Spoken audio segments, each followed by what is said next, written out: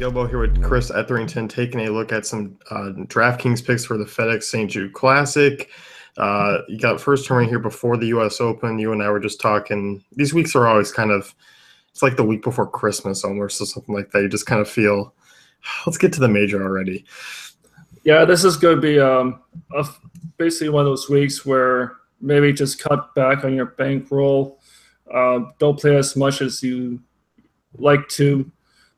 Just because there are going to be some golfers that will withdraw either just before the tournament or during the tournament itself. It's going to happen. But, I mean, again, it's just a week where let's get through it and get ready for next week. Yep, and looking at how things are structured, obviously you do your core picks for us. No one in the double digits for you. Not to say that you're not looking there, but if we had to pick, you and I both liked Molinari. Yeah, when you look at Molinari, he's just a good ball striker all around. He's 35th in GIR right now. He's 11th for birdie or better as well. And then when you look at his recent form, I mean, he's made his last 3 cuts. He was the run-up finish at the BMW PGA over in Europe a couple of weeks ago.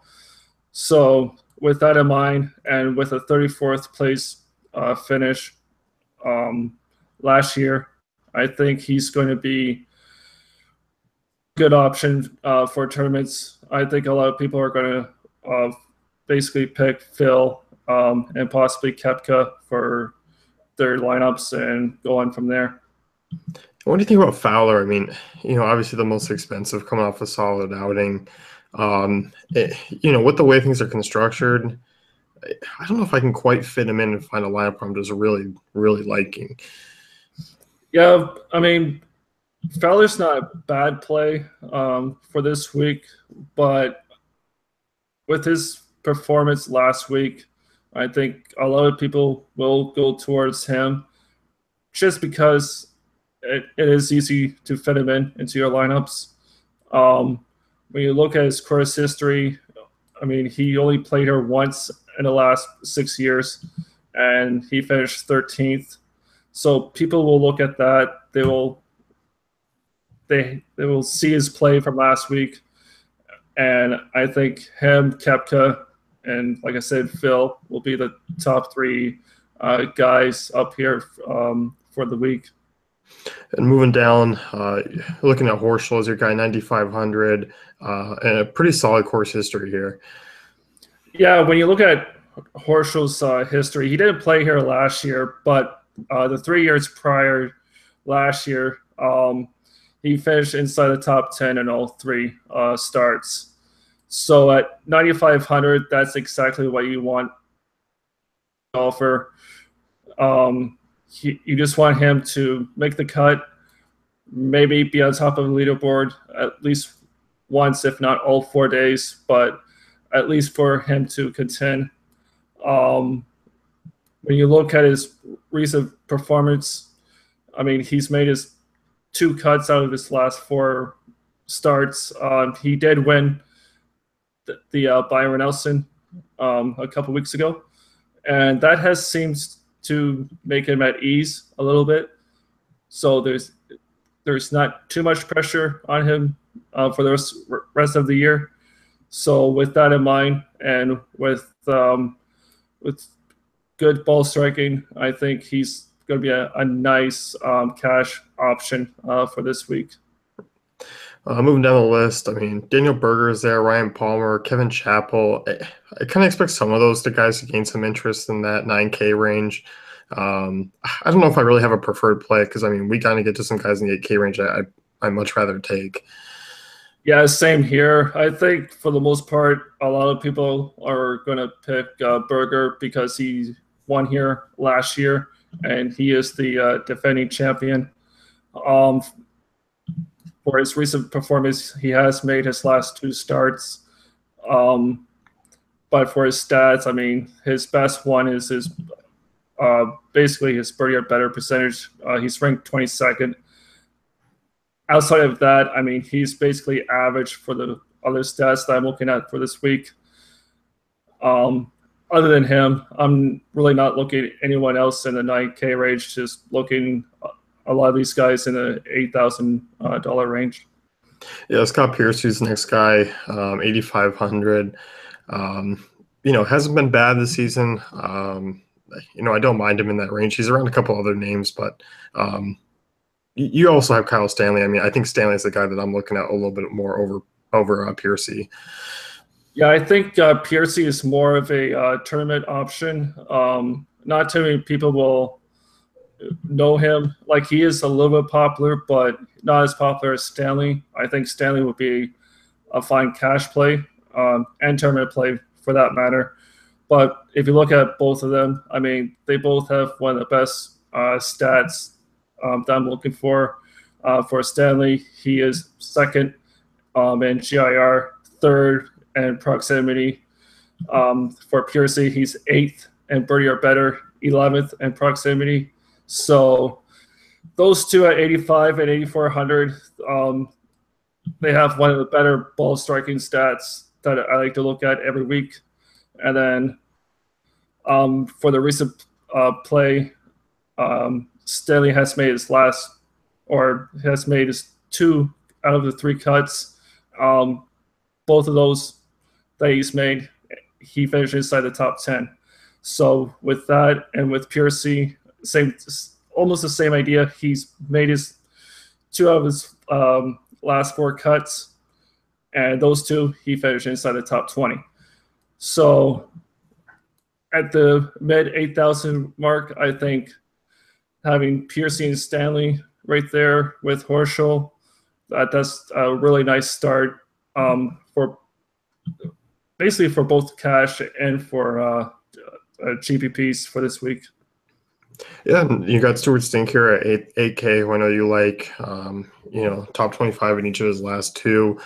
Has had a couple of miscuts over his last five tournaments or so, but at this price, I mean, I think this is a place where he can actually do pretty well. Yeah, with this course history, I mean, he's made his last three cuts here, and with making his last two cuts this year, being a 10th and a 25th at the Memorial, I think 8,000, that's just a nice little price tag on Sink. He could be a little popular, but for me, I don't care. He's just getting into form. Just like he was a few years ago when he won the Open championship. But I mean, we look at his stats, just like the other guys, he's just solid all around, and there's really no reason to fade him for this week. No, I'm definitely with you on that one. And we get to a kind of a fun range here where, you and I were going back and forth and some guys. We'll kind of toss some names out there. Graham McDowell, we talked about 7,500. Hasn't been, incredibly accurate, but you mentioned that he was, scrambling well to kind of get going, kind of staying above, he's kind of flirting with disaster at times, but he manages to get over it. Yeah, somehow, some way, he's been making cuts, and I believe it is his scrambling that's helping him to do so. In his last three starts, he finished in the top 30 in two of those three. And then, for some reason, when you look at his course history, it's not pretty. I mean, he missed basically three of the four cuts, and the one that he did make, he finished 24th. So he's just your classic case of boom or bust for this week. But with his last three outings this year, I think he's a fine tournament option as well. Kevin Tway was a guy that I was kind of keeping my eye on. 7,400, missed the cut last week, put 18, 20, 5th, and 3rd over his prior four tournaments. 29th in strokes gained off the tee. He might be an overlooked GPP play for just kind of looking to be, different from the field. Yeah, I think Trey might be that guy that might be overlooked. Like you said, he's really good off the tee. He's basically average for getting there to the green as well.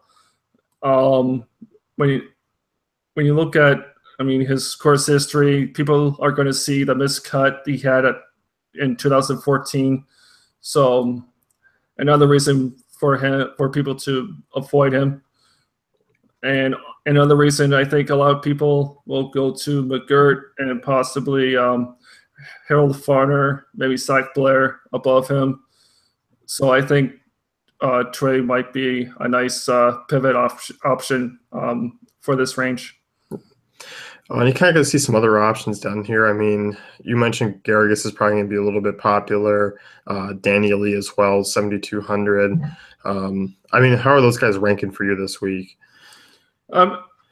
Like I say, Garrigus and Danny Lee are popular just because, I mean, Garrigus is ranked 18th in greens to regulation, and he's 51st and 52nd, and birdie are better in proximity. So with that in mind, I think with the made cut last year, I think a lot of people are going to flock to him, and then Danny Lee as well. He's 50th and birdie are better for this week, and he's made his last 3 cuts, 2 of them being basically 6th and 5th. So people are going to see that, and they're going to flock to him. And I think those 2 guys, again, will see most of the ownership, probably around the 15 to 17% mark. And the kind of guy I was interested in is Peter Uihlein.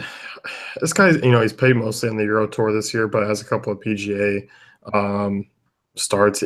He's been pretty good. I mean, overall, his PGA numbers are pretty average, but, I mean, he's actually pretty decent in scoring.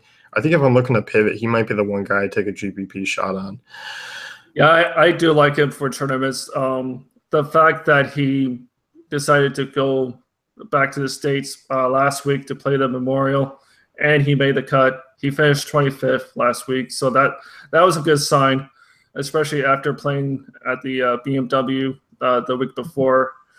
So with that in mind, I don't think he'll be too popular.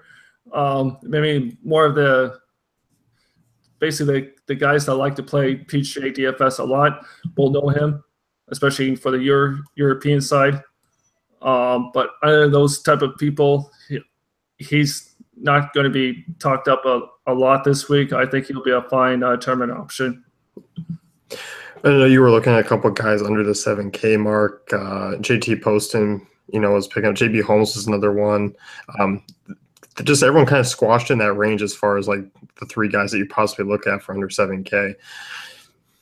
Yeah, I really like Holmes, mainly for DraftKings. He's 30th for birdie or better percentage, and with DraftKings scoring, that's what you want. And with JT Poston, I mean, he made his last cut at the Dean DeLuca, finishing 41st. And then when you look at his stats, he's basically average overall. And obviously he's a rookie. He hasn't played here before. But, I mean, at 6,700, all you're looking for is for him to make the cut and maybe push inside the top 30 or 20. And that's basically all you're looking for when you're picking guys down here. Yeah, and I think, those 3 are decent names that kind of stand out. I think Poston's a guy, we've talked about him actually a few times on the pod. Fairly consistent option outside of his, not this past weekend, but the weekend before. He's been a consistent value throughout basically this entire season. Yeah, he doesn't seem to increase a lot or decrease a lot in the pricing. He's always around that $7,000 range, and for the most part, he has been a very solid play to make the cut. It was him and also Nick Watney. I mean, Watney is getting healthy again, which is good to see. He's also 11th for proximity right now. So I think with that in mind, pair him up with Poston. I think that's a nice tournament lineup for this week. And as mentioned, we were talking before, this is a tournament where, guys start to kind of slipping out of the field. We saw it today, possibly more tomorrow. So definitely kind of keep an eye on that. Yeah, exactly. Just be aware of it. If I see anything, I'll tweet it out. But yeah, for the most part, just look at Twitter, see who has WD'd or anything like that. And yeah, that's all you need to do for this week. So let's go wrap things here up with us. You can head over to DaveFantasyCafe.com. You can check out Chris's Core 4 for this week. And we'll be back here next week for the U.S. Open.